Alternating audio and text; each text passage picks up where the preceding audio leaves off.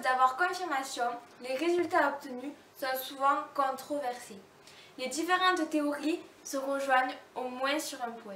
L'œil des mammifères est dans l'ensemble très proche de celui de l'être humain. L'anatomie des yeux de chaque espèce animale peut varier. Dans la partie 1, nous avons parlé de l'œil humain, afin de connaître les bases. Mais nous allons nous intéresser aux différences au niveau rétinien. L'étude de la vision des couleurs par l'animal fait appel à des techniques de modification comportementale et à des analyses spectrophotométriques de rayonnement absorbés par la rétine. Selon la présence complète ou incomplète des différents types de cônes dans la rétine, chaque individu peut être monochromate, une seule couleur détectée, dichromate ou trichromate, respectivement 2 ou 3 couleurs fondamentales détectées.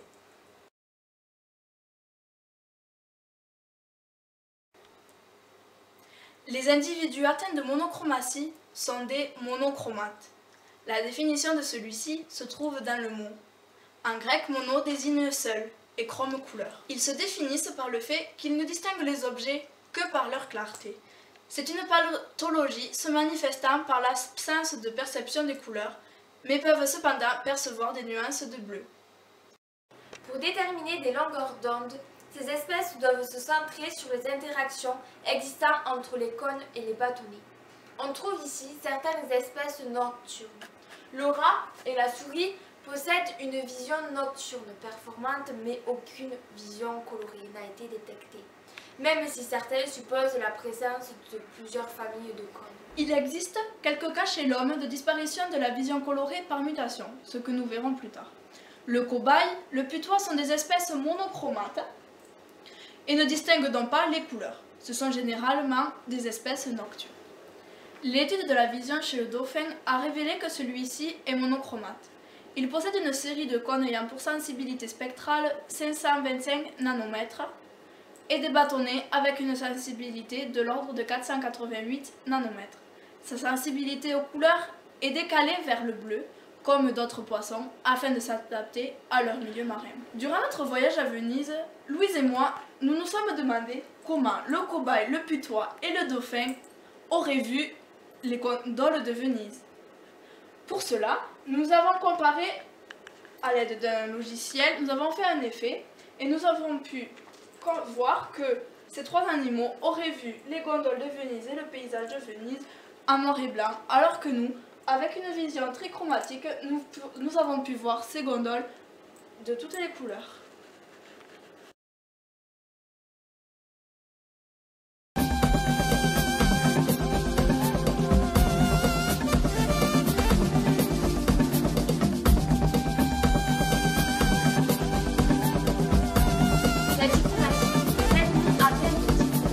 Des dichromates. Ils distinguent les objets par leur clarté et un attribut coloré.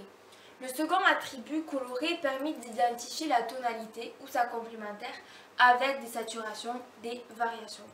Teinte plutôt vive que terne. Ils ne possèdent pas de pigments sensibles aux grandes ou aux moyennes longueurs d'onde. La vision dichromate est la vision la plus présente chez les mammifères et même chez certains poissons. Cette vision fait intervenir deux familles de cônes. Il y a l'une sensible aux moyennes et grandes longueurs d'onde, l'autre sensible aux courtes longueurs d'onde. Il existe deux sortes de dichromates, selon le nombre plus ou moins important de la population de cônes. Une certaine forme de vision dichromate est également possible uniquement par le fonctionnement conjoint des cônes, photorécepteurs de la vision diurne, et des bâtonnets, photorécepteurs de la vision nocturne. Sauf les primates, la plupart des mammifères, comme le chien, le chat ou encore le cheval, sont dichromates. Le chat, lui, serait dichromate. L'étude de sa rétine a montré qu'elle contenait deux formes de cônes, les uns sensibles au bleu, les autres au vert.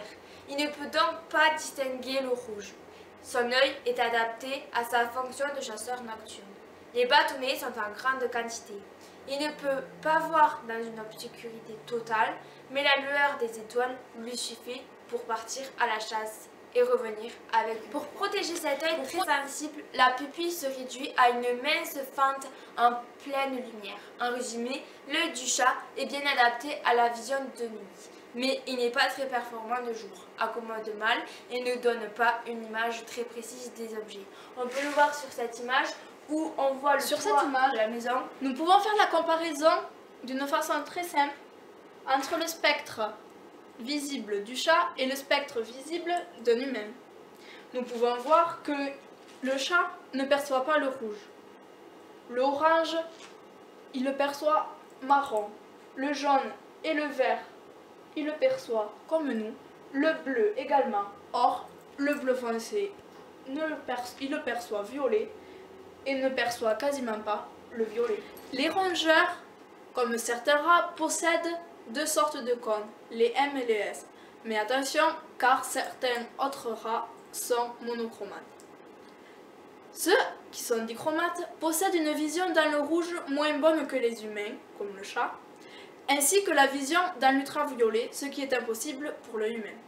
Leurs opsines S ont une sensibilité à des longueurs d'onde plus faibles et leur cristallin est plus transparent à ces longueurs d'onde. Ils possèdent moins de cônes que nous. Les suridés, marmottes ou chiens de prairie et différents ruminants sont également dichromates. Et dans leur cas, c'est la population des cônes sensibles au vert qui est manquante et se confond avec le blanc. Ils possèdent deux familles de cônes. Chez le chien, un cône S avec un maximum de sensibilité spectrale vers 429 nanomètres et un cône M vers 555 nanomètres.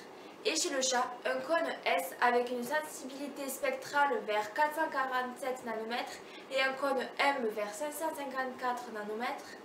Leurs visions sont nettement plus performantes dans le bleu et sa couleur complémentaire, le jaune, et leur rétine est plus sensible au rouge, leur paraissant foncé. La nuit, les chiens et les chats voient comme nous, en noir et blanc. Les cônes deviennent insensibles en lumière. Sur cette image, nous pouvons comparer le spectre visible de l'humain avec celui du chien. Nous pouvons voir que le chien ne perçoit pas le rouge comme l'humain le voit, et le jaune est un peu plus fade, ainsi que toutes les autres couleurs. Ce qui est marquant également, c'est l'absence de la vision du vert. Le chien voit à la place du blanc.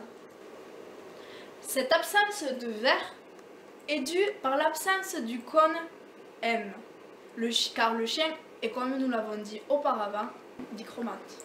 Ici, nous avons le spectre d'absorption de la lumière dans les cônes de l'œil du lapin. Nous pouvons voir directement que le lapin est dichromate car il possède deux types de cônes. Les cônes qui absorbent un maximum de 465 nanomètres et les cônes qui absorbent à 509 nanomètres.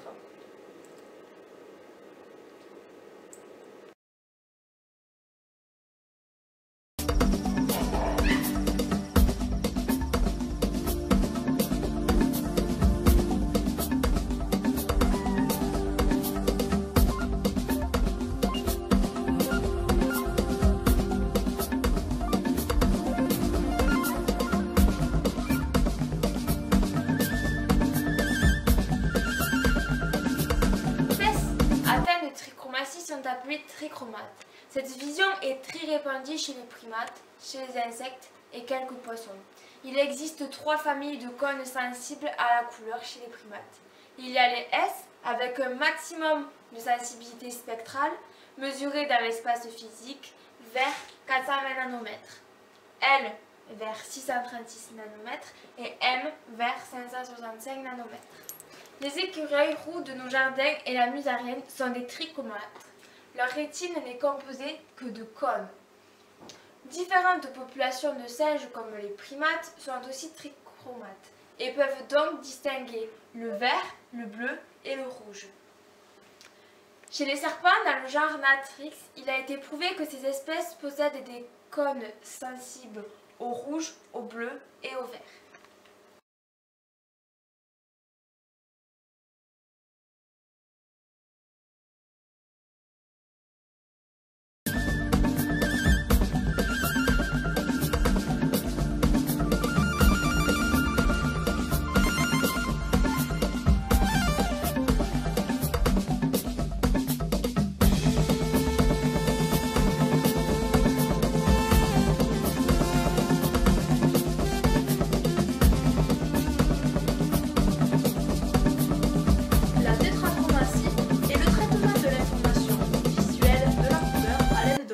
4 types de cônes photorécepteurs ainsi que de 4 canaux.